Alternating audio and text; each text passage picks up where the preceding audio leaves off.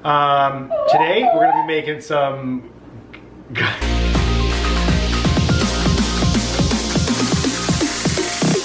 Episode 3, creamy garlic pesto chicken. So today what we're gonna be doing is we're gonna be making some creamy garlic pesto chicken. This is actually it looks delicious. I haven't even made this recipe yet, but I'm sure it's gonna turn out amazing. Based on the recipe that I saw online, it looks pretty simple, pretty straightforward. Kind of a lot like episode 2 where we're gonna be cutting up some chicken, mixing a sauce on the side and letting that simmer. We're also gonna be throwing it over a pot of rice. For this recipe, you can also do noodles. I saw zucchini noodles on there too, some seasoned rice, stuff like that, anything you wanna do it on. So yeah, let's get started. All right, first things first, what are the ingredients that we're gonna be using today? We got some chicken, we got some sun-dried tomatoes, they're julienne cut, I just get them in the can. Pretty straightforward and easy. We also have 3 bell peppers, a green, a yellow, and a red. We also have some cream and Parmesan cheese, and I believe that's just about it. We're gonna show a shot of that now. So step 1, what we're gonna be doing is just cooking the chicken. This recipe, you do not need to cut the chicken beforehand. You're gonna be doing that towards the end. So let's get down to it.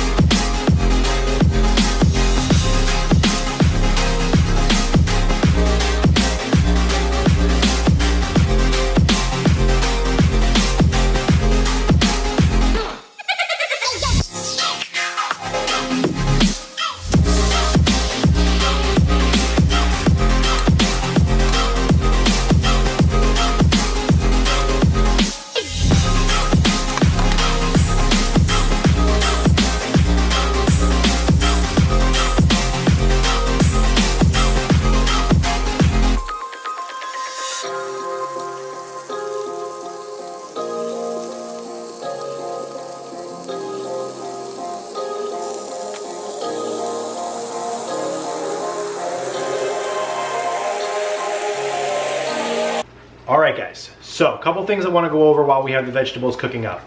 First, the peppers. For this recipe, you're gonna need to get 3 peppers, but when you see when I actually make this recipe, I'm only using about a half of each. So it's up to you how many you want to throw in there. If you like peppers, throw some extra in there. I cut them down because when you're gonna see the end of this video, it's kind of a lot of peppers to have if you were gonna use 3 whole ones. So I'd probably go a half of each. It looks a lot better in the presentation as well too. Secondly, the sauce itself, super easy to make. You put those 3 things in, you whip it around, that's really it. Also, when you're cooking up the vegetables for the first time, you don't want to cook the onion and the pepper all the way to completion because there's a lot that needs to go on after the fact that are going to continue for them to cook. So you really just want to get the onions fragrant, and then when you add the peppers in, you want to make sure they're still kind of tender and they're just starting to soften up before you throw the sauce and the chicken in to finish that off. And I think last, the oil.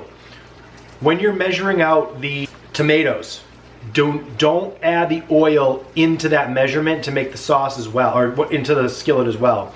Reason being is because that's gonna make it super oily and you really don't wanna have all that oil in there. You're really only concerned with getting the sun-dried tomato out. You're using the oil mainly for the cooking portion of this. So, with all that being said, let's take a look at one more hand from this week. Okay guys, so this particular hand is something that I saw this week that I think is very interesting, just because of the dynamics of this particular player. I don't think I made the right move, but I'm interested to hear what people think regarding what I could have done better, or what I really should have done here. The answer could be as simple as, don't limp in that situation. So let's take a look at this hand for a second. All right, so hero was on the button and he gets dealt Queen 8 of clubs. This is a hand that typically I'm probably gonna fold. However, we are in a 4-way limped pot, and under the gun player has been very aggressive towards us. He has put us in some really tough spots. He has a bigger stack than most of the players at the table. I think in this particular hand, he's sitting around $400. Hero has about $300 behind. Thinking that he is probably just going to limp. Actually, he already did limp and under the gun, so I can't put him on a super strong hand here. And I think Queen 8's going to hit this board pretty well. The other players in the hand are basically just wrecked. They're limp fold, playing fit or fold poker. So not too worried about it. Wouldn't be getting in a tough spot with any of them. If they're betting, I know they have it. So, all right, so, 4 ways to a flop. The board comes 6, 7, queen with 2 spades. It checks over to me, and I think with top pair, it's tough to make a pair. So I think in this spot, I want to go for a little bit of value. We have $8 here. I think 15 is good. This is, now you got to keep in mind that where I'm playing. $8, betting a pot size, betting 2/3 pot is doing nothing. People are going to come along. I need to force a couple folds, but I still want, 6s, 7s, weaker queens, if there are any, to come along. Flush draws especially.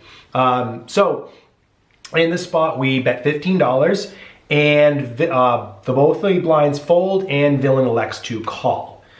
The next card comes out the deuce of clubs. At this point, I'm thinking this card is not changing anything from the previous hand, so assuming villain in this spot is trying to chase a draw, maybe has a queen in this spot, I'm gonna find out pretty quickly where I'm at, but we're still making a value bet. So I make it $20 to go, and he min raises me to 40. Just because of this player's profile, I am going to call. There were 2 spots earlier in the night with this particular person where he had forced me off hands with big raises, and then that I ended up getting to see. One of them I had pocket 9s on the button. I raise, he 3-bets, and middle position 4-bets him.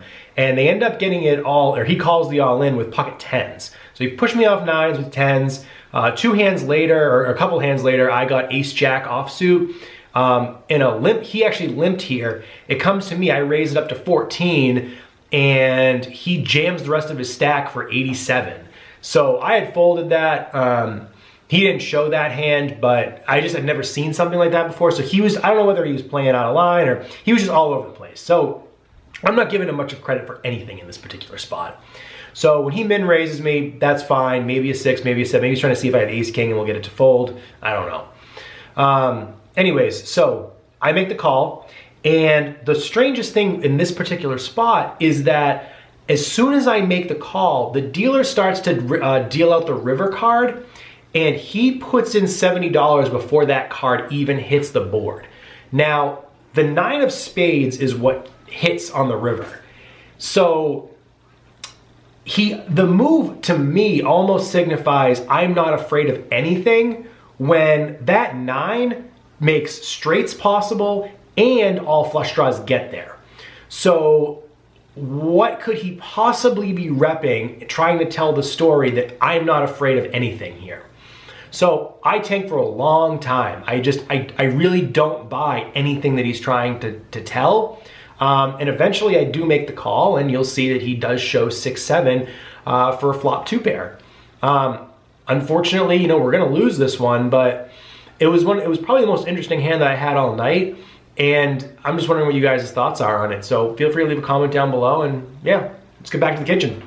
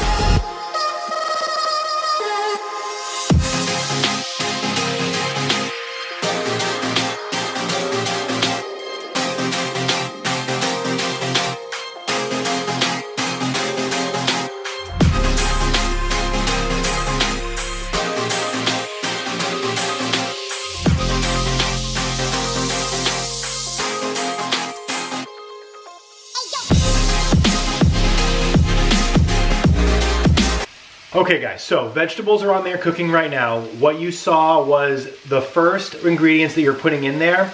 The sun-dried tomatoes. You want to make sure the sun-dried tomatoes do not have a lot of oil in them.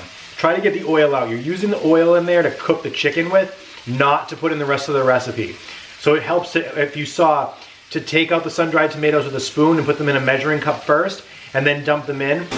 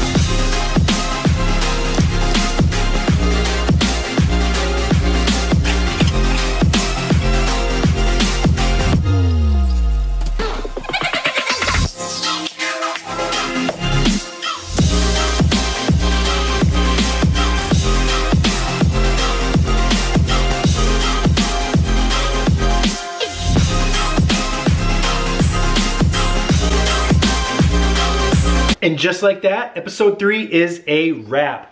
That food looks amazing. I am starving. I'm gonna go eat it. So thanks for checking us out this week. Appreciate the views.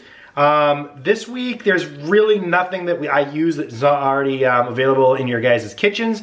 There's a couple videos in the past that you guys can check out that has some links to some of the stuff that I used this week's episode. I don't know, I may throw a link down below for something, some random measuring cups or something like that. We'll see. Please tell your friends, like, subscribe, do all that stuff. We have some big stuff coming. There's going to be a, dare I say, logo coming out. So we're gonna get pretty serious going forward.